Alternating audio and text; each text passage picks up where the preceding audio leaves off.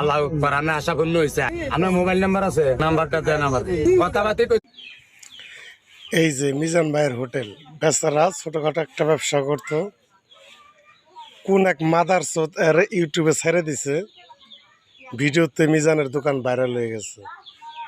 মিজানের দোকান ভাইরাল হয়ে কপালটা পুড়ে গেছে, কারণ সে রান্না করবো, ইউটিউবাররা জ্বালায়, সাংবাদিকরা জ্বালায়, আইন প্রশাসন জ্বালায়। এই বাংলাদেশের কোন কোন প্রান্ত থেকে ভিডিও নিয়ে এসে তারা ভিডিও করবার জন্য তারা জ্বালা। এখন তার ব্যবসা চাঙ্গে। এই দেশে দুটা মাছ ভাত খাইব বেটা, ভালোটি কাজ করে তারা ইউটিউবাররা যেভাবে ধরছে, এখন ওর উচিত হলো প্রত্যেকটা ইউটিউবারের সাথে কথা বলা আর 1 লাখ করে টাকা নেওয়া। প্রত্যেকটা ইউটিউবারের কাছ থেকে 1 লাখ করে টাকা নিয়ে তারপরে তাদেরকে চান্স দেয়, তাহলে দেখবেন যে ওর ব্যবসা ঠিকই চলছে, ইউটিউবার রান নাই।